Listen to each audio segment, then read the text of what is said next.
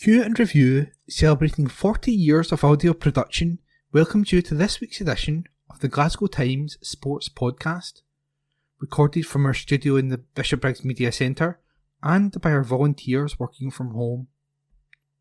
Keep up to date with Q and Review news via our Facebook, X, formerly known as Twitter, or Instagram at Q and Review. That's @CUEANDREVIEW,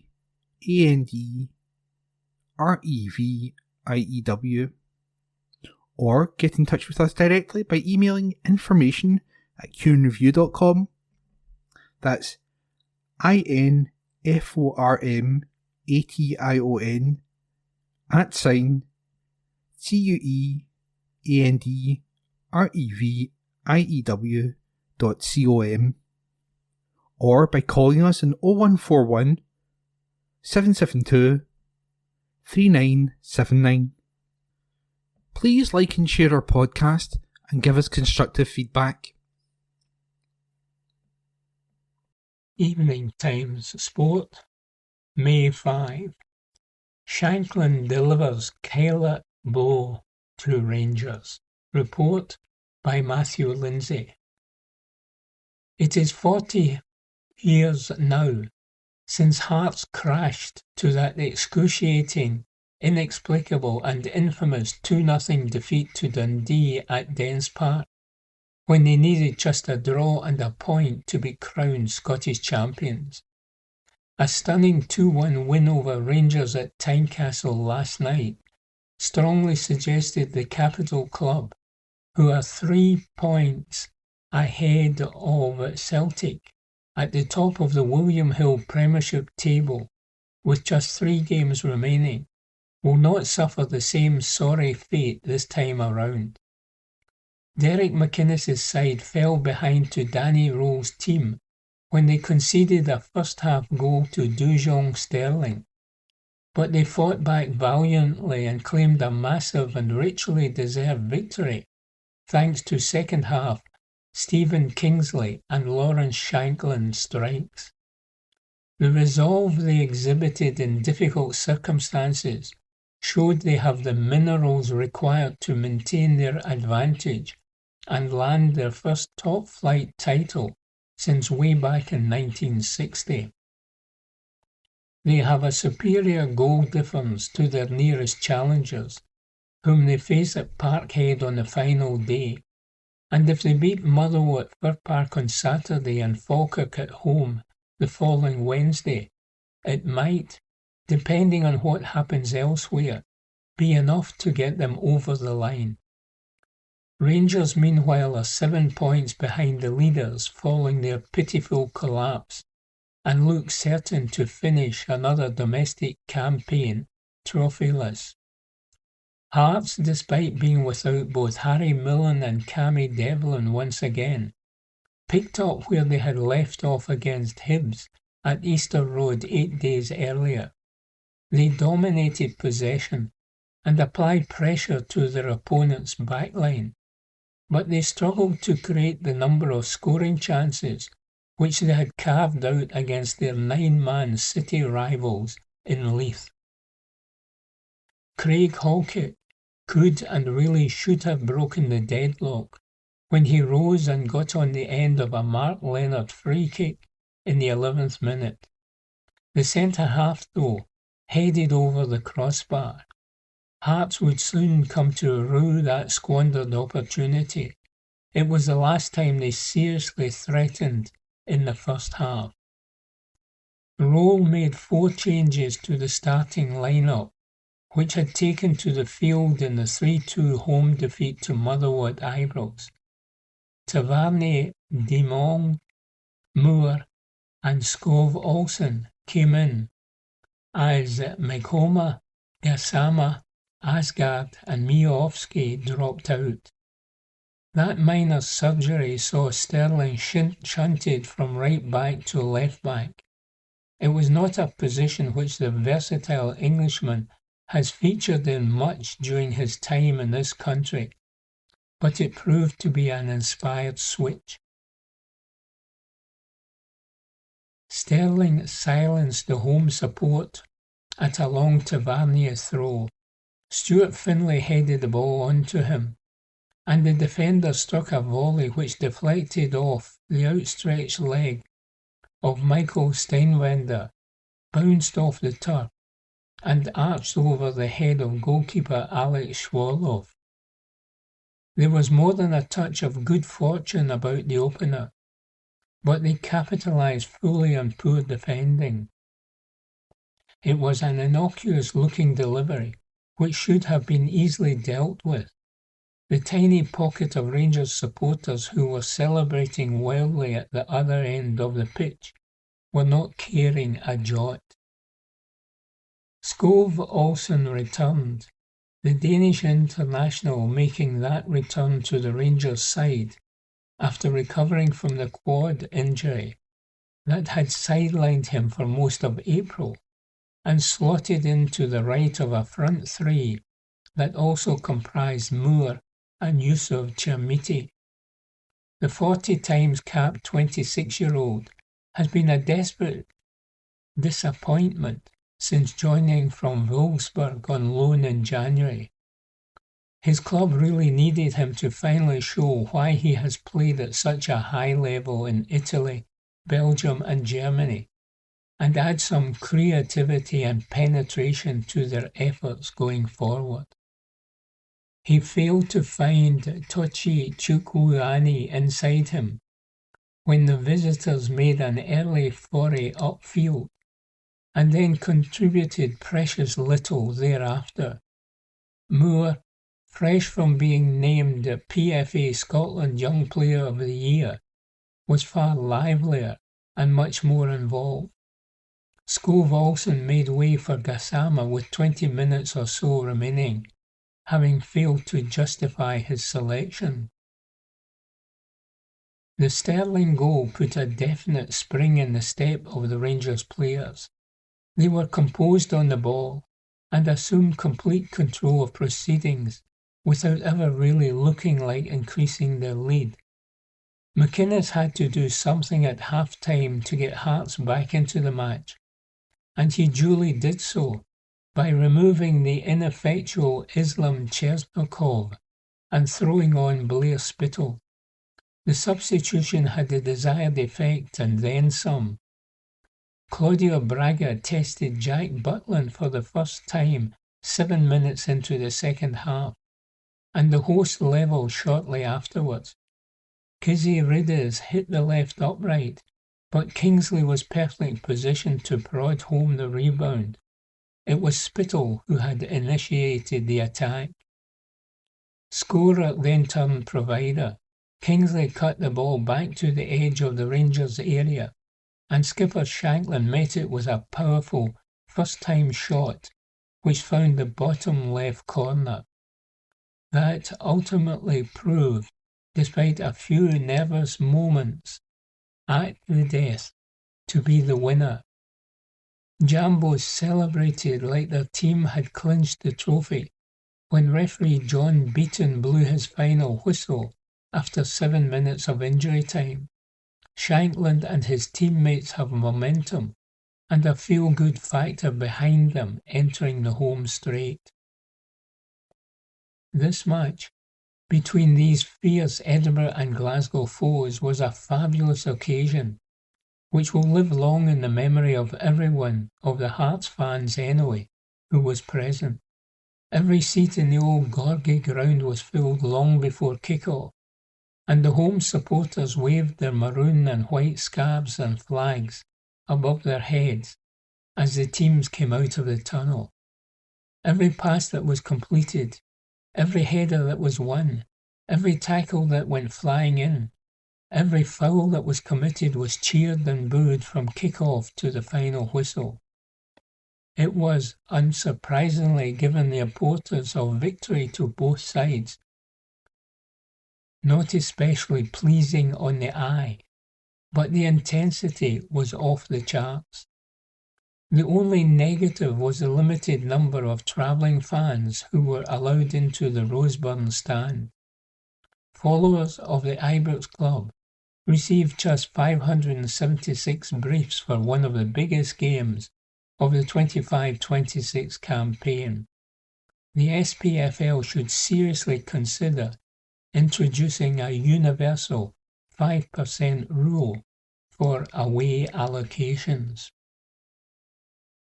Meanwhile, Rangers captain James Tavernier was accused of having a heart the size of a pea later, as former Celtic striker Chris Sutton blamed the right-back's pathetic defending for his team's costly 2-1 defeat. Tavernier is set to depart Ibrox after 11 seasons with 3 major trophies to his name, after Rangers fell 7 points adrift of leaders' hearts with 3 games to go in the William Hill Premiership. Sutton said, "The finish from Kingsley is excellent, but look at the Rangers captain. That sums him up, his time as Rangers captain. He has the heart of the size of a pea. He's bad on both goals. He should react. He should smell the danger and try and block it. He doesn't. He is so lax there. He has killed his team. We saw balls going into the Hearts box and Craig Halkett goes and attacks things. He loves defending. But that all comes from your captain. I mean, Rangers were seeing the pathetic attempts from Tavernier on both goals, and that's essentially what did for them. 2 really lax TC of defending. They've spent a fortune this season, so there will be questions rightly asked of what is required to reach the next level, because this isn't a one-off, Rangers choking at the end of the season. But manager Danny Rowe admitted that his Rangers players should be angry at the way they allowed Hearts to come from behind and win, but vowed his side would still try to take maximum points from their last 3 games. Rowe confessed that Rangers, who now take on second-place Celtic at Parkhead on Sunday, should be furious with themselves for their second-half capitulation. And he continued, "We should be really angry that we bring the opponents back. This is what we have to learn very soon, very quickly, to make the next step. We were very strong in the first 45 minutes. We were prepared for this game. We were ready. We were active. We played as a group. We played together. Then in the second half, they have less to lose. They take more risks. They go much, much more direct. You have to defend this over a period, and then you have to take small opportunities as well. We couldn't in this moment. We dropped back and didn't have the pressure on the ball. Then it's more difficult to defend. This is not what we said to do in the half-time. We said again we want to be aggressive. We want to be active. But it's football. It sounds easy, but it is football. This is what we are at the moment, and this is a little bit a shame. In this time of the year, you have to play on the highest level. I know exactly what we have to do better in the next season. I see a lot of improvements, but it is finally maybe not good enough to win the title this year, but we have still 9 points to play for. This is what we have to do. From this moment I push them again in the right direction. This is also what I demand in the next 3 games. There's no question marks. We have to show courage. This is what I expect and demand of any players in the next 3 games, to take 3 fantastic results. And Hearts manager Derek McInnes has refused to rule Rangers out of the title race and admitted that he is still expecting the league to be decided on the final day. Asked if the result had ruled Rangers out of the title race, he said, "I'd never say that. They are capable of winning the next 3 games. The onus is on us to still win games. I think it makes it difficult for them. But I wouldn't be giving it up if I was in their position. Every team has got something to play for. Hibs, Falkirk and Motherwell have all got work to do as well to achieve what they want. There are no straightforward games. Credit to our players. They've dug that one out. I was annoyed with a lot of what we had in the first half. I didn't like us at all in the first half. It's understandable maybe given the enormity of the situation. But thankfully, the second half performance was more like what we'd been all season. But I'm preparing for the Premiership to go to the final day. I think we have to think that way. It's a big week now. Saturday will deserve our full attention. We're in a good position, but we're only in a good position if we continue to win games.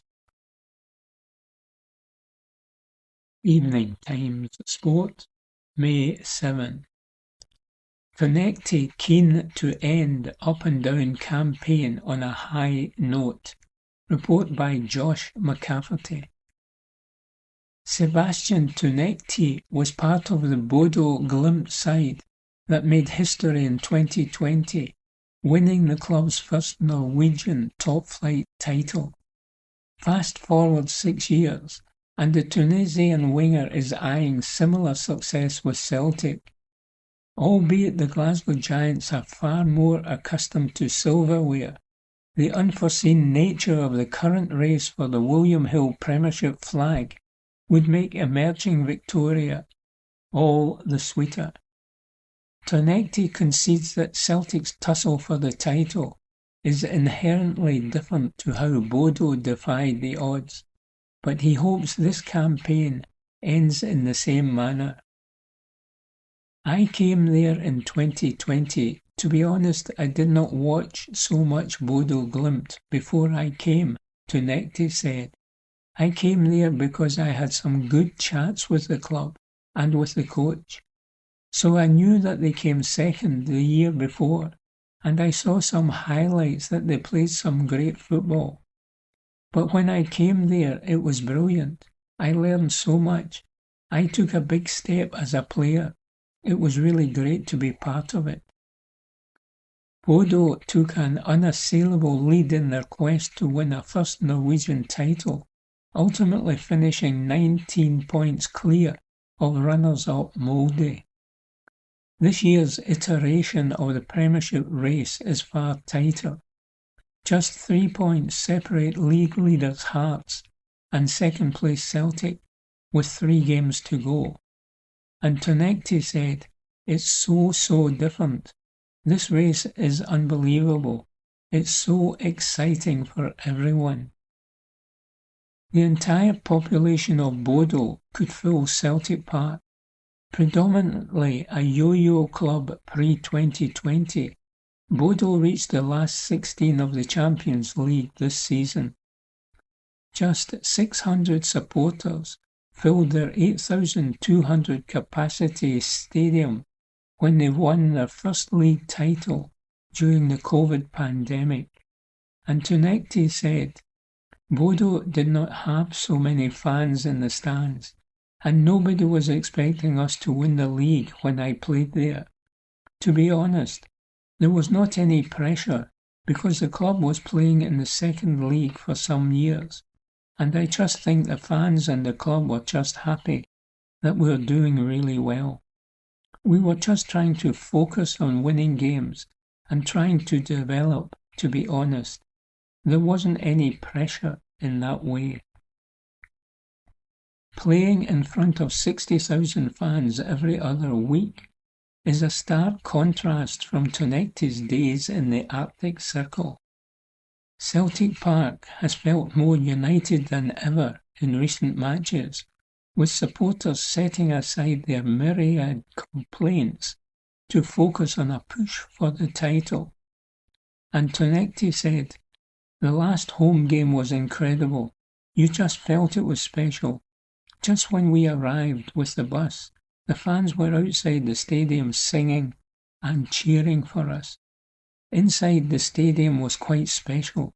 They're going to be so big for us in these last games. I think it's everything, to be honest. The cheer and the loudness they give. It's so good. For us as players, as a team, it's so massive to have that support behind us. I think they will give us the extra push into these last games. Regardless of how the season ends for Tunekte, he will travel stateside in June to compete in the World Cup. His Tunisia team will face Daisen Maeders at Japan and Benjamin Nygren, Sweden. The Netherlands complete Group 5. And Tunekte added, "The summer is going to be really special, of course. It's going to be even more special if we do the job here. First of all, I think it's really hard to focus on the summer right now when you have so many big games here. But of course, I think the World Cup is something that everyone who's going to be there is looking forward to. I talked a little bit with Benji before he went away to play the playoffs. I said to him that I really hope that Sweden go through and they win the playoff. It would be really nice to face them because we are really close outside of the pitch. I was really happy for them to go through. It's going to be really nice to meet Sweden and Japan. For now though, Tunekte's sole focus remains on Celtic.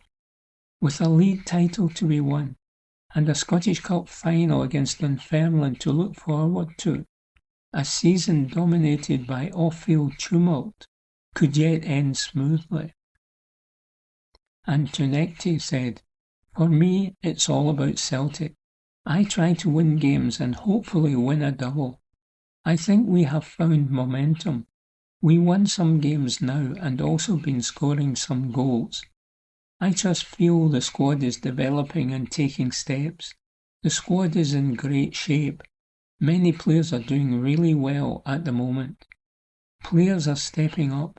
I feel we're in a really strong position now in these last games." The first of those games comes against city rivals Rangers on Sunday. Tunekte started in last weekend's victory over Hibs at Easter Road, but cut a frustrated figure when he was substituted off for James Forrest just after the hour. The 23-year-old knows there is competition for places and said, "When you play for Celtic, it has to be that you have to fight for every spot. I don't think everyone should be secure. I think there should be a fight for every place when you play for a massive club like this. If you play a winger, if you play a striker, if you play a midfielder or a centre-back, you have to fight every game to keep your place in the starting 11. It's great for everyone. It's great for the team because then we have a squad who is pushing each other in the right way." Tunekte did not hide his admiration for the man who took his place on Sunday. In fact, he studies Forrest's game regularly. "First of all, he's a great person. He's so humble," Tunekte said of the veteran wide man, who signed a 1-year contract extension with Celtic the week before last. "He has won so many trophies here, and he's a big legend. As a winger, you want to study other wingers, 100%. I study him and all of the other guys who are playing in the winger position." If Tunekte can put his learning into practice and emulate a prime Forrest in Celtic's remaining 3 league matches, he might just become a champion again, says Josh McCafferty. Evening Times Sport, May 7. Tuipulotu has faith in Smith despite star departures. Rugby. Report by Ewan Robertson. Sion Tuipulotu understands why several of Glasgow Warriors' biggest names are departing this summer, but he has got complete faith in coach Franco Smith's master plan.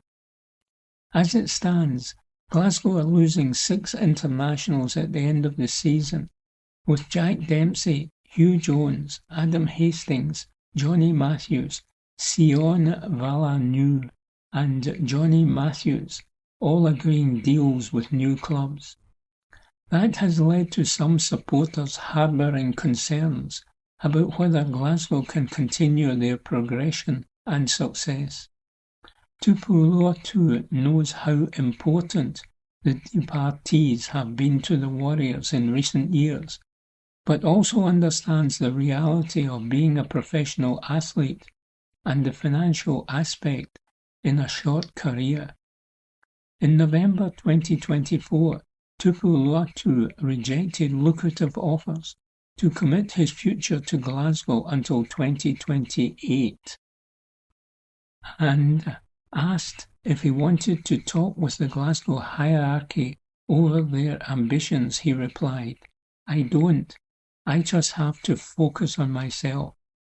But you're right, like some of those big players like Demo and Shug played big roles in our success over the past couple of years. But ultimately, they are probably getting to a stage in their career where they deserve to go out, and whether it's to earn more money, which is the obvious one, or get a new environment for their family, like probably Shug, they all deserve those opportunities. We've got short careers, but my situation when I re-signed to the club was probably a lot different to theirs. I was a different age, probably a different stage of my career. I was just becoming captain, so like there's differences. I cannot really relate to them, so I'm just really happy for them that they're taking off, and I still believe. I believe in Franco and his plan to see forward, if you know what I mean. Glasgow have already added to their squad, with the additions of Roewald van der Merwe and Bailey Kunzel, with former Scotland captain Jamie Ritchie poised to join from Perpignan. The Warriors also lost significant players last summer, and Tupuluatu admits he feared that they could struggle, but head coach Smith has guided them to a better season. He says, "I thought when we lost Tom Jordan, Sebastian Cancelliere and Henko Venter, maybe we were going to struggle the year after, and if anything we had a better season. We went deeper in Europe. We won all our European group games. We are in a better position now on the ladder than we were last year. So it is hard to reflect, or it's hard to know what the future holds. All I can say is that's not up to me. I just trust Franco in those moments, and he's been talking about just building in front of your own house. That's what he talks about. He just says, don't worry about what's ahead. Just build in front of your own house. That's going to be my focus for the next 6 weeks. Just build what's in front of my house, and hopefully at the end of the season, something nice is out in front of my house." Glasgow return to action tomorrow night, aiming to end a run of 3 consecutive defeats, which have been costly. The Warriors were eliminated in the Champions Cup and dropped from top spot in the URC with Smythe, citing fatigue as a factor. It has been a long season for Tupuluatu, with representing the British and Irish Lions in the summer and captaining Scotland, but the 29-year-old said, "There's been a lot of rugby, but I suppose that's what I get paid to do, play a lot of rugby. Even this weekend, I would much rather have been playing than resting. There has been a lot of rugby, and I think the emotional roller coaster of the Six Nations probably subconsciously has its effects, but it does on everyone as well. Leinster have a big cohort of boys there.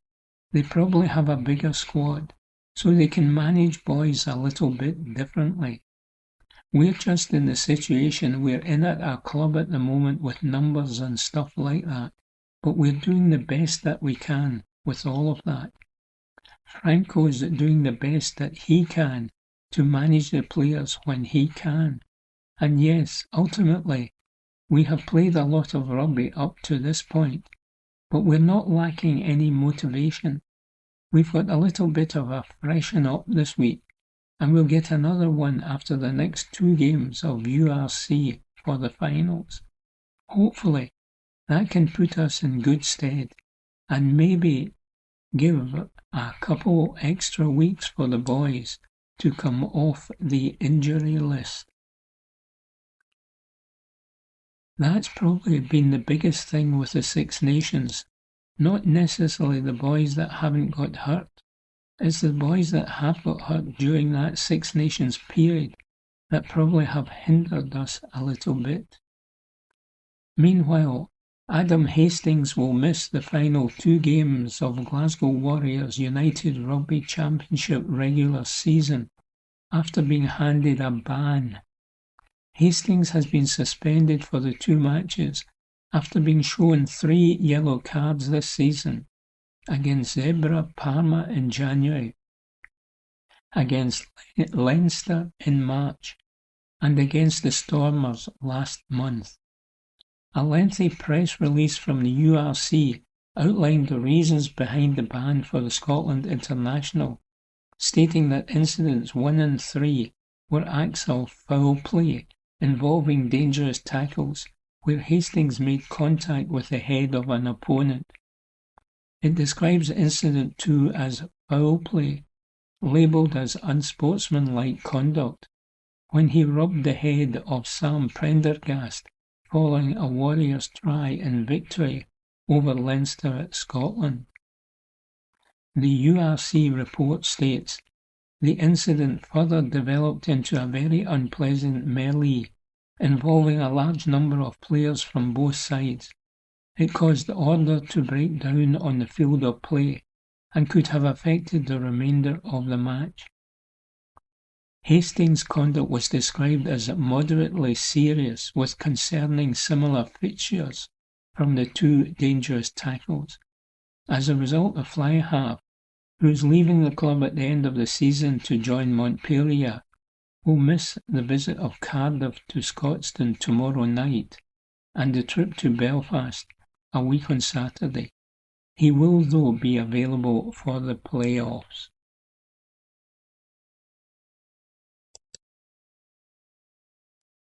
Evening Times Sport, May 8.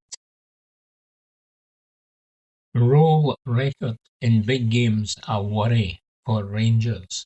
Report by Joshua Barry. It is not a number that makes for good reading. Monday's defeat at Hearts means that since Danny Roll arrived at Rangers, they have won only 6 of 15 games against top 6 opponents. Having failed to beat Martin O'Neill across 3 attempts, won only once against Jens Berthel Askew, lost twice to Derek McInnes, and dropped points against David Gray and John McGlynn. The pressure to win at Parkhead on Sunday, despite the league title now being out of reach, is high. The gap between potential Champions League and Conference League football is a stark reward for finishing second rather than third, and Roll also risk entering next season with this season's failures casting a shadow. The next period will test the sporting structure Rangers have moved to after abandoning their sporting director model. Stig Inge Bjornby is expected to remain at the club beyond his consultant period and is tasked with building a club game model. Still, Roll's influence in moulding this squad in January and beyond, with daily talks between key transfer decision makers at the mid-season camp in Spain, raises familiar fears. Rangers cannot fall into another cycle of sacking a manager mid-season and pressing reset. Their failure to adhere to a consistent idea or form a clear identity has been a constant thorn in recent seasons and goes some way to explaining how their title bid has fallen apart in recent weeks. After a season in which they have pivoted from Russell Martin to Roll, lessons in travelling in one footballing and squad-building direction must be heeded. As the Rangers Review argued after the defeat to Hearts, this game was the latest in a long line of performances in which strong halves have contrasted sharply with the other 45 minutes. A dominant 2-0 lead was established against Celtic before O'Neill's side scored twice in the second half, a game so contrasting that the cliché of a game of two halves felt appropriate. The 5 goals scored after the break at Falkirk before the split were impressive, but what of the hosts establishing a 2-goal lead before that? And while Roll's team perhaps deserved to add a third goal against Motherwell, their performance before the interval at Ibrox a fortnight ago left them vulnerable to conceding a late winner on the break. That is before we consider Monday's game at Tynecastle or the New Year Old Firm. Rangers controlled the occasion before half-time in a way we have rarely seen this season, probing the host with possession and attacking in waves. The game was played on their terms until it wasn't. Derek McInnes's shift to a more obvious midfield three at the break kept Hearts' man-for-man press consistent and ensured the visitors began to get caught on the ball. Gradually, Rangers retreated deeper off the ball, despite Roll arguing this was not his instruction. Once momentum shifted, it did not feel as though his side believed they could wrestle it back. There was a horrible inevitability to it all. Early in Roll's tenure, his tactical flexibility and ability to adapt to opponents felt like a strength. Recently, though, it has appeared more like a hindrance. Rangers struggle to adapt in-game without a half-time for their head coach to reset and provide solutions. Unable to consistently play their football, the 4-2-2-2 for 90 minutes, or without key injured personnel, they have switched formations repeatedly.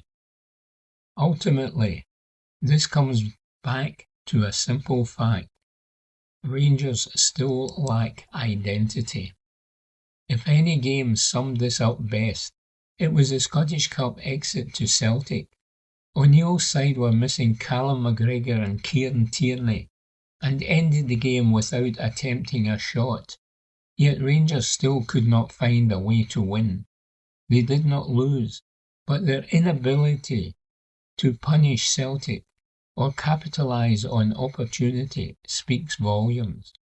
As Roll admitted post-match at Tynecastle, he has seen improvement, but it has not been enough to win the title. Despite the position Roll inherited, the money spent at Ibrox compared to Hearts, and the club-wide unity compared to Celtic, this season represented a significant opportunity. Failing to beat a depleted Celtic in either cup competition or build consistency in the league leaves the German open to criticism. Those who came before remain the primary architects of this season. Patrick Stewart made numerous mistakes, and Kevin Thelwell was equally culpable. Russell Martin managed just one league win in 7 before departing. This is where the real damage was done. Since the January window, Roll has tried to make his team more proactive, capable of setting the parameters of a game, rather than reacting to the opposition, and he was strongly backed to do so. The 4-2-2-2 has looked powerful and effective at its best, and loose and disorganised at its worst. The gap between the ceiling and the floor is vast. It has also relied heavily on Tour Romens and Ryan Nadiri, both of whom have proven susceptible to injury. The Andreas Skov-Olsen experiment has failed badly. We saw a diluted version against Motherwell, and it was picked apart. That exposed Rangers' limitations in possession. They still cannot play through a press, or progress cleanly through the thirds, and it was no surprise to see Rowe revert to a more reactive, narrow 4-3-3 at Tynecastle. Privately, he may reflect on a mistake in his selection that day at Ibrox. However, the constant shifting between styles and approaches is not conducive to success. It leaves the team without a bedrock, a familiar off-ball structure, or on-ball relationships to tip fine margins in their favour. While it is not entirely black and white, we have seen Rowe switch from an asymmetrical back three to a 4-2-3-1, 4-2-2-2, and 4-3-3.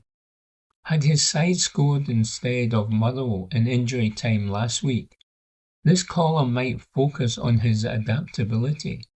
Instead, results have highlighted the lack of a core identity to fall back on. It is also clear that a new spine is required. For all the money spent, Rangers still lack 5 or 6 players you can depend on every week. A goalkeeper, a number 6, and a reliable right winger. Remember Václav Černý? Consistent individual output remains elusive. This is why it is so important for the German to show that he can correct this trajectory this weekend. No old firm is a dead rubber. Rangers could dent Celtic's title hopes and their access to Champions League money while boosting their own. 3 points at Parkhead would lift morale significantly.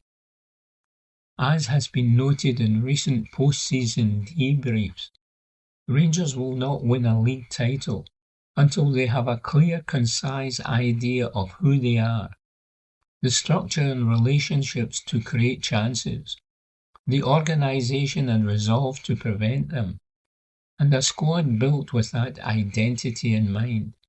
They need a system that allows them to manage games in real time, not just at half-time. Their record in big games suggests their direct opponents have a stronger identity and a greater ability to win individual battles.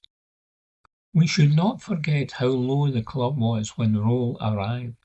Much of his job has been recovery, yet in key moments at decisive junctures, there remains more questions than answers, says Joshua Barry. Evening Times Sport, May 11. Hearts put one hand on SWPL title by beating Celtic. Report by Alison McConnell. Eva Olids Hearts put one hand on the SWPL title after beating Celtic 2-1 on a day when Glasgow City's title dreams were ended by a 93rd minute Tegan Bowie goal at Meadowbank. The Tynecastle side are now 4 points clear of Rangers with just 2 league games to go and 7 clear of City. The most straightforward passage to the title will be a win over Glasgow City next Sunday at Oriam. That would make it impossible for them to be pegged back. However, Grant Scott's Celtic, who are out of the title race, play Rangers next weekend at Broadwood, A draw between the Glasgow pair, coupled with Hearts even avoiding defeat to Glasgow City, would give Hearts the championship. Equally, a Celtic victory would also be sufficient for Hearts to claim the title, even if City were to take all 3 points. Despite the many permutations, Olid has been clear on what needs to be done this week and said, "We need to keep our feet on the floor. There are 2 huge games remaining for us. We need to try and take all of the emotion out of it. It has to be full concentration on the game themselves. We do not want to get caught up in thinking that it is done, because we know that there is still work for us to do." Georgia Timms had opened the scoring for Hearts before Swarsea Noonan levelled from the spot.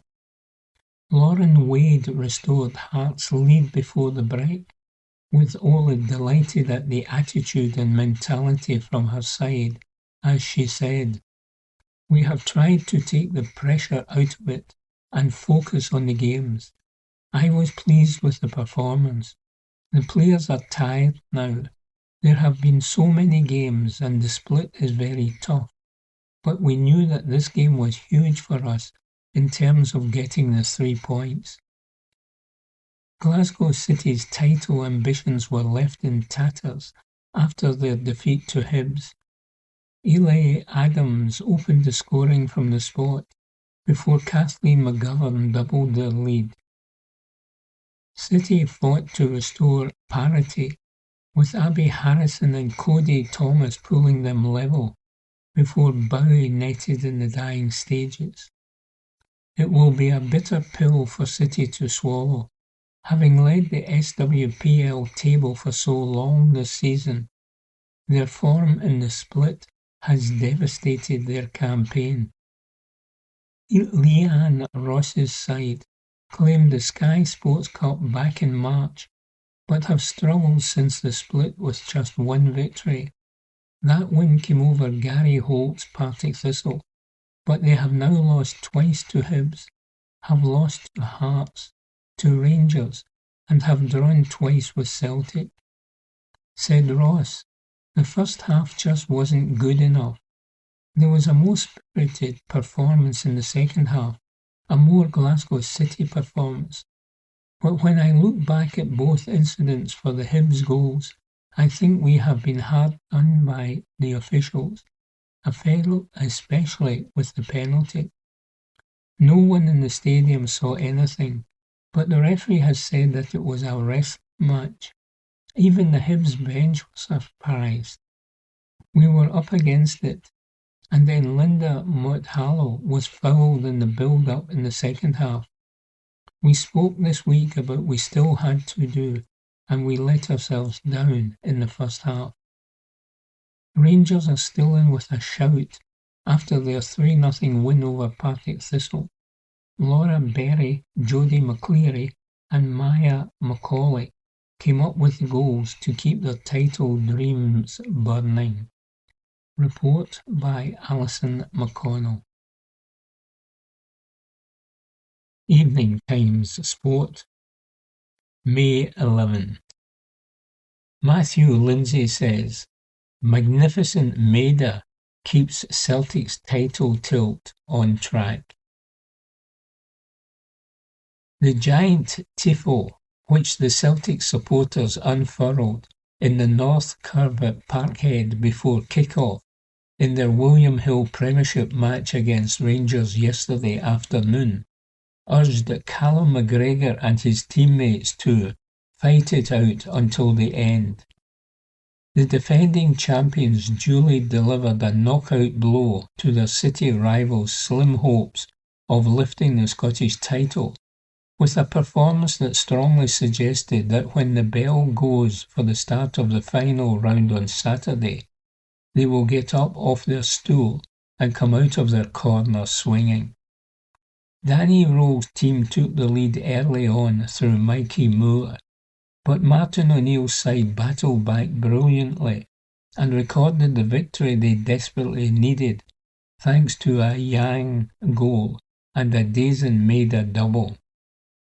The second of the Japanese forwards' efforts, an acrobatic overhead kick which arced into the top corner, will live long in the memory of everyone who was fortunate enough to be there to witness it. Celtic are still a point behind leaders' Hearts in the league table, but they improved their goal difference, and if they can overcome Motherwell at Fir Park on Wednesday night and the Tynecastle men at home on the final day, they will win their 5th consecutive Premiership against all the odds. If they reproduce the spirited display they showed against Rangers, that outcome is not somewhat incredibly given how poor they have been at times this term, and the off-field unrest which has hampered their efforts beyond the realms of possibility. Their destiny is now firmly in their own hands. Here are 5 talking points from Parkhead. No Raskin Rangers.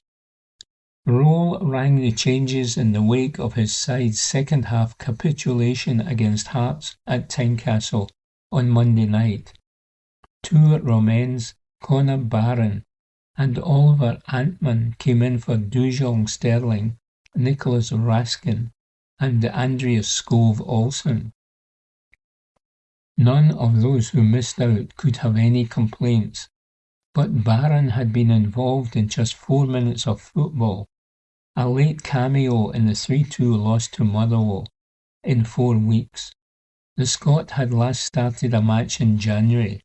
He only got in because Raskin had a muscle injury. Antman too had hardly been overplayed. The winger last kicked off a match against Queen's Park in the Scottish Gas Scottish Cup in February. Their manager needed them both to step up. Neither did so, but few of those who donned the light blue jersey received pass marks. There were the usual mumps and moans about the match officials' decisions when the dust had settled on a breathless Old Firm derby. Followers of the losers were unhappy. The opening Celtic goal was allowed to stand, and that Alistair Johnson had not seen red for a foul on Moore, but they were clutching at straws. McGowan error. The hosts, though, were fielding an unusual side too. Aaron Engels partnered McGregor in central midfield. Luke McCowan was deployed wide on the right, and Benjamin Nygren slotted into the pocket behind lone striker Maida. The experimental line-up did not function as O'Neill hoped that it would. In the 9th minute, McCowan gifted possession to Emmanuel Fernandez out wide. The centre-half fed Yusuf Chermiti ahead of him, and the striker broke forward and had a shot blocked by Liam Scales. Moore nipped in and buried the loose ball. The opener was a reward for Rangers' intense pressure in the opposition half. The strike momentarily silenced the ground, apart that is from the pocket of 2,500 away fans who were shoehorned in between the main stand and the Lisbon Lions stand at the other end of the park. VAR call. Celtic responded well to falling behind. Maida fired wide after being sent through on Jack Butland by Yang. The South Korean wide man then levelled proceedings following the best attacking move of the match. McCowan found Engels in the Rangers' penalty box, and the Belgian played a cutback onto the penalty spot. Yang made no mistake. Nygren was in an offside position in front of the goalkeeper when he connected, and VAR officials John Beaton and Chris Graham had a long look at replays over at Clydesdale House. However, the strike was allowed to stand. The man who initiated the slick passage of play would have been a relieved individual when the decision was flashed up on the giant screens. He atoned for his earlier error. He was, though, replaced by Sebastian Tunekti at half-time. He perhaps paid the price for failing to control the pass he received from Nygren when Celtic broke forward with numbers on the counter-attack after the equaliser. It was a squandered opportunity. Maida the Magician. Tunekti injected pace and guile into Celtic's play in the final third, but it was Scales who produced the moment of magic, which allowed them to edge ahead. The Irishman chipped over the defence to Kieran Tierney. The left-back eluded James Tavernier and squared to Maida, who got in front of Fernandes and found the bottom right corner with the deftest of touches. But even better was to come 4 minutes later. Tunekti cut the ball back from the goal line, and Barron attempted to shell to safety, but his sclaffed clearance fell to Maida. The winger controlled it with his left foot and dispatched a spectacular attempt beyond Butland with his right. It took the 28-year-old's tally for the 25-26 campaign to 14. He has now been on target 6 times in his last 4 appearances. Cometh the hour, cometh the man. If the player who cost us £1.5 million back in 2022 moves on this summer, he will be very difficult, if not impossible, to replace. Roll with it? This was the 3rd consecutive defeat that Rangers have suffered. They looked to be in good shape going into the post-split fixtures, following their 6-3 victory over Falkirk away at Westfield last month, but they have been found wanting badly against Motherwell, Hearts and Celtic. The players need to take a long, hard look at themselves. Many of them are sure to be deemed surplus to requirements and offloaded in the close season. But is Roll the right man to lead them forward? Few among the Ibrox club's support have any faith left in the German after a costly hat-trick of reverses. He threw on Thilo Asgard, Jedi Gassama and Sterling when his side fell 3-1 behind, but his charges were outthought and outfought. The calls for a change in the dugout will grow deafening in the coming days. Celtic played Roll It by Oasis and Daddy Cool by Boney M, songs which Rangers fans have chanted this term to laud the former Sheffield Wednesday manager on their public address system inside Parkhead after referee Nick Walsh had blown his final whistle, and that added insult to injury. But the reigning Scottish champions will have to do it all over again in midweek to keep their dream alive, points out Matthew Lindsay. Evening Times Sport, May 11. Nick Rodger reports it's major time again as stars gather for United States PGA Championship. The majors are coming thick and fast. Only 32 days will have passed between Rory McIlroy slipping into the green jacket at Augusta and the opening tee shot of the United States PGA Championship this week at Aronimink. The golfing schedule may be as condensed as the increasing furrows on Keir Starmer's flustered brow, but it's naught compared to the diary of the swinging 60s, when Aronimink, just outside Philadelphia, last hosted the PGA Championship back in 1962. It took place just a week after the Open had been staged on this side of the pond at Troon. There was barely time for the players to burrow their shirts and simmets through the hand-cranked mango. Gary Player, who had missed the cut in Ayrshire, would prevail at Aronimink as the South African claimed the 3rd leg of his eventual career Grand Slam. Arnold Palmer, meanwhile, had marched to an imperious 6-shot victory in the Open at Troon, but the breathless transatlantic turnaround took a toll, and he had to settle for a 17th place finish at the PGA Championship in his home state of Pennsylvania. "I'm mentally tired, more than physically tired," gasped a weary Arnie, who had also won the Masters that year, while finishing runner-up to Jack Nicklaus in June's United States Open during a seismic championship that would mark the beginning of a wonderful rivalry between these two golfing greats. Aronimink is returning as a men's major championship host for the first time since that showpiece back in '62. It had been due to stage the 1993 PGA Championship, but fell foul of a PGA of America stipulation that venues should have a diverse membership.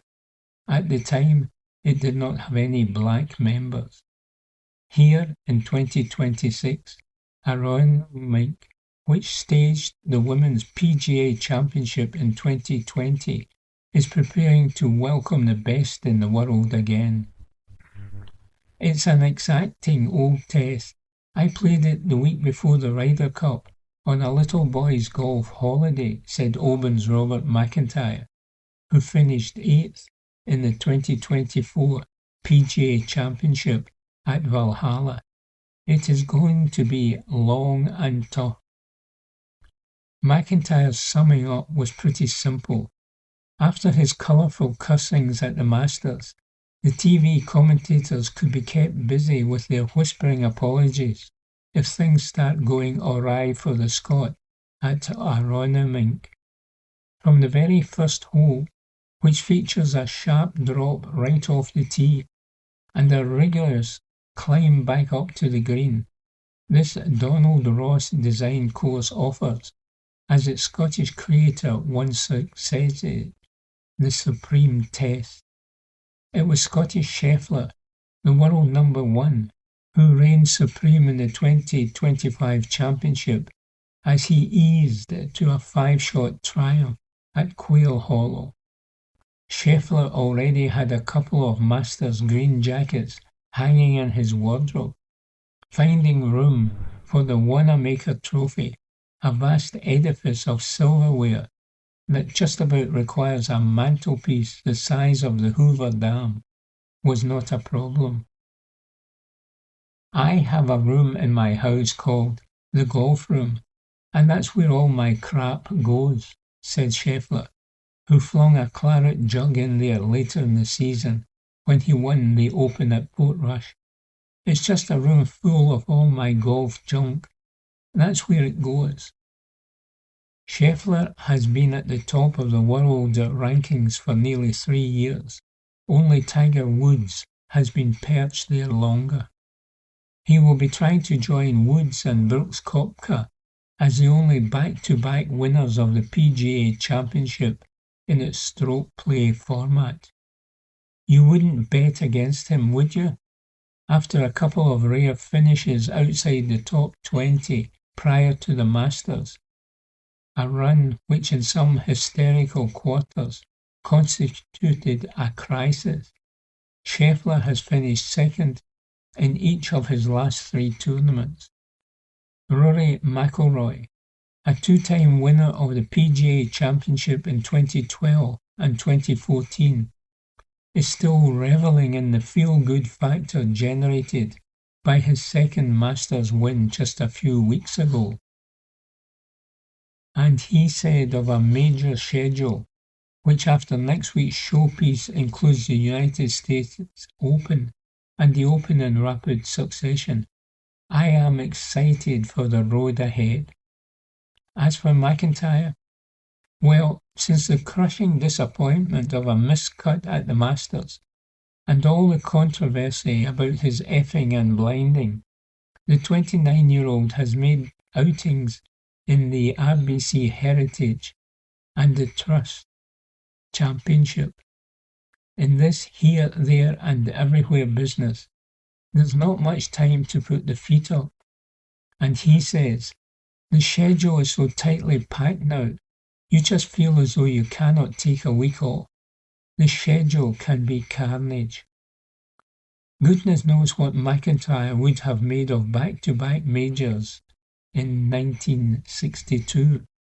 There would have been a few choice words to describe it, no doubt, says Nick Roger. Evening Times Sport, May 11.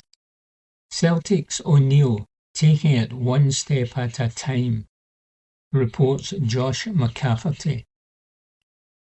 Time will define the significance of Celtic's first league victory over Rangers in 20 months. Martin O'Neill's men downed their city rivals by 3-1 yesterday afternoon, and by this time next week they could be champions of Scotland once again. But the interim Celtic manager refused to get carried away.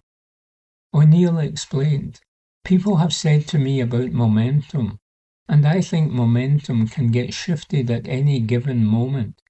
We are doing fine. We're really doing fine in the games. We're just trying to find a way to win. Today was obviously special against Rangers, but it's eventually, in the scheme of things, just 3 points." Celtic travel to face Motherwell this Wednesday night. They then host league leaders and direct title challengers Hearts on Saturday as the season comes to an end. And O'Neill added, "We know what's ahead of us now at this minute. Wednesday will be really tough. I think that was shown from Saturday night.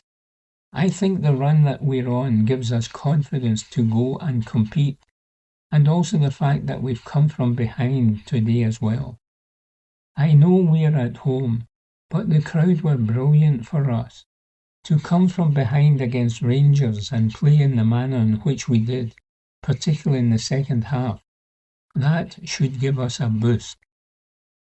Celtic have won 6 matches on the bounce for the first time since late 2024, but they have been far from their flamboyant best. Still, O'Neill is not bothered and said, "How often do you get freedom? You have to win football matches here. You have to dig it out. And people were talking about the 4 goals that we scored in extra time against St Mirren. It's been part of the Celtic thing. But we've had to work for that. We've really had to work for it. This is the whole point. And today I thought there was some fabulous stuff being played. The crowd, of course, played a big part. They carried us along at a time when Rangers were in the ascendancy. But the criticism, I'm not worried. It would be nice to start a season, get your own thoughts together, your own plans, all that type of stuff, and lay out plans for the whole season. It wasn't to be. It wouldn't be a starting Celtic 11 against Rangers without a curveball.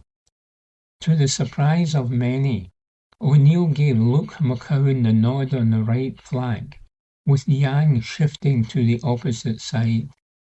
And he explained, "What we thought is that with right back Alistair Johnston getting fitter each time he plays, and the ability to get up and down and support people, we just thought that Luke might have been able to cut inside. As it turns out, he made the pass for the equalising goal. It was tough for him because it was hard to get a breath. He hasn't started a game for a little while, and the pace was really hectic. So from that viewpoint, we just changed it at half-time. But the reasoning behind it was the very fact that Alistair can get fitter and he can join in. And if Luke was coming inside a couple of times, he could thread little things through to Alistair on the overlap. That was the thought." For Celtic, all eyes turned to Fir Park. Win there and beat Hearts on the final day, and the title is theirs. The nature of the victory over Rangers will doubtless give O'Neill's players a shot in the arm, and he stated, I think that at half-time in the game, I just thought that there was a calmness. I said to the players, listen, we're doing fine. We will get opportunities. We have to take them. And if we can keep Rangers at bay, I thought that they came on strong in the latter stages of the second half. But by that time, I suppose we had forced the 2 goals and were in front. Meanwhile, Rangers boss Danny Rowe claimed that he deserves the chance to lead Rangers again next season, despite that devastating 3-1 defeat. The Ibrox club's fans have turned on the German head coach in recent weeks, as James Tavernier and his teammates have lost to Motherwell and Hearts in their first post-split fixtures. There were fresh calls for the former Sheffield Wednesday manager to be sacked after a result which left the Govan outfit trailing leaders Hearts by 8 points with 2 fixtures remaining. The 38-year-old conceded that Rangers fans had every right to be angry and disappointed in the wake of the Old Firm loss, and accepted full responsibility for the failure of his men, who took the lead early on through Mikey Moore, to perform. However, Rowe, who oversaw an upturn in form after replacing Russell Martin back in October, insisted that he should be given the opportunity to improve their fortunes in the 26-27 campaign. And he said, I'm disappointed, there's no question. It was a competitive game. Both teams had momentum during it, but we lost it. And when you lose, everything's not great. I'm honest, it's a tough one. You come with a lot of confidence to a point. You're prepared and ambitious for the split. Then you lose the first game, the second, and finally you lose all 3. It's not enough for what we want or where we want to go. I can only speak about my time from October until now. My group did an outstanding job until the split. We took a lot of points, got closer, and worked really hard with energy. But then at the most important time of the year, we did not get the right results. I'm at the front of my group. I have to lead them, so I will take my responsibility at this moment. Asked about the backlash from the Rangers fans to his side's collapse in the Premiership, he said, in general, yes, of course, I can understand this. I'll take all the disappointment and anger from the fans in the right way. I understand that if you come from a point in the season where you really feel and believe you can win something and lose the next 3 games, then of course it's the right of the fans. I respect this, and from this point we have to move forward. Asked if he had failed to appreciate the magnitude to the challenge that lay ahead of him when he was appointed last year, Rowe said, No, I never underestimated the job here. This is a huge club, an ambitious club with a lot of power. 2 weeks ago we were confident and looking forward to the split, but we have made mistakes, which we have repeated. But I deserve confidence to go forward and lead this group, and lead the club in the future, and bring titles. In general, in football, when you want to be the best and win titles, then no defeat helps. But I have until now had a lot of great moments with the club, and I am convinced I will have more moments in the future. Rowe dismissed suggestions that his Rangers players lack the mental strength that is required to win the Premiership, and stated their decision-making had let them down in their last 3 games. He said, It's moments when we don't make the right decisions. When you look back to some of our conceded goals, then you see some patterns that we need to improve very quickly. In the first half, I saw a group that was strongly connected. We scored before they got their equaliser. And then I saw a team that was committed, which is what we need. But we then conceded a goal 8 minutes after half-time.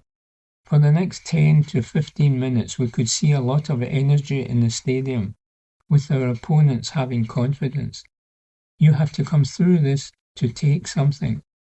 Sometimes it's about having to suffer to keep it 2-1, as that means the game is still open. But we conceded the next one. For the next 20 minutes my team tried again and again. But we have to take the right consequences as a club. That is the most important thing now. From the split, we'll take a lot of things. We'll take learnings, consequences, but then we move forward for the new season. We should come from sometimes not good enough to be the best, but for this, we have to do a lot of things right. We have to improve in some areas. We have to develop our resilience in some moments. Today you saw a team who put a lot of energy in, but in football, you have some small stories within the game. In key areas of decision making, if you make mistakes at this level, it's really tough to take the right results. Rangers fans were unhappy that referee Nick Walsh refused to send off Celtic right back Alistair Johnson for a foul on Moore and allowed the Yang goal to stand after a VAR check. But Roll said, "You know me well after 7 months. I am not a guy to make excuses for some decisions. What I heard so far, maybe there was an offside situation because they had someone in front of our goalkeeper. The foul on the pitch felt really aggressive. I have not seen it again, but some other people have made the decision, and we cannot change it now." Evening Times Sport, May 11. Rangers star in lack of fight and wrong mindset admission. Report by Blair Meikle. Manny Fernandes admits Rangers have not had enough fight about them, leading to their 3 post-split defeats. After losses to Motherwell, Hearts and Celtic left them 0 for 3 from their top 6 clashes, the Ibrox club are not only out of the title race but guaranteed to finish 3rd. Despite an obvious initial improvement under Danny Rowe, there is now anger at how much the team has slipped again. Players are under fire as well as the manager, and Fernandes, who made it into the PFA Scotland Team of the Year, was asked to put his finger on what had gone wrong. He said, "I could not pinpoint an issue. I just feel maybe we needed to have a bit more fight. I cannot say we have been unlucky. I can take stick for it because there are certain moments I probably should have defended better. But there is nothing I can really say about my teammates. I will probably just look at myself, if anything." Asked if he can understand why people would question a lack of fight, he added, "Yes, 100%. I would totally understand that. We knew it was going to be a fight. There were moments in games where we had fight, but in football, there are going to be moments where you are going to struggle and go under in the 90 minutes. I feel that, as a young team, if we are going to grow, if we're going to struggle, we stick together and all defend together. Then, when you come out of it, you have opportunities to score. That is something we have to improve on." Fernandes insists Roll has the players' full backing, and he is paying no attention to what fans are saying about the head coach, and added, "I don't look into what fans say about the manager, but I know about the manager 100%. I know that he got us through moments in the season where everybody thought the season was over and there wouldn't be a title race for us. I feel maybe we went into it with a wrong mindset. I back the manager 100%. It is the players who should maybe take it, because we did not do the job on the pitch, and it is something that we should improve on. Meanwhile, Celtic have prompted Rangers to delete a social media post poking fun at their rivals' expense after the Glasgow derby. Before the match, Rangers uploaded a drone shot of Celtic Park, complete with a blue heart and the caption, "Away Days," which did not go down well with some of their support online. Immediately after the home side's 3-1 win over Danny Rowe's team, Celtic quoted the earlier post by Rangers with a green heart, alongside the hashtag Paradise on Your Mind, a nod to their season ticket renewal campaign. Hours later, after thousands of reposts and likes at the expense of Rangers, the Ibrox club have performed a social media U-turn as the post has been deleted from their timeline. Celtic now know that 2 wins in their final 2 league games against Motherwell and Hearts will be enough to seal another Scottish Premiership League title. On Wednesday they travel to North Lanarkshire to face Jens Berthel Asku's side, before a potentially crucial final day decider between themselves and Derek McInnes's League Cup league leaders. They then face Dunfermline in the Scottish Cup final later this month. In the meantime, Johnny Kenny, a Celtic loanee to Bolton Wanderers, knows that his season is over as he requires knee surgery. The Celtic loanee had been in form, scoring 5 goals in 5 games to help the Trotters qualify for the League One promotion playoffs.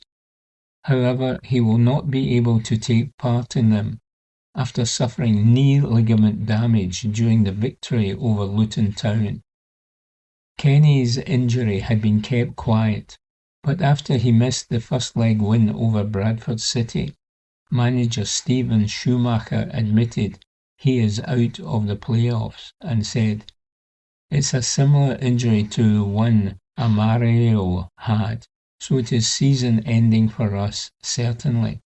6 goals total for us, a few assists. He was a constant threat, not easy to play against.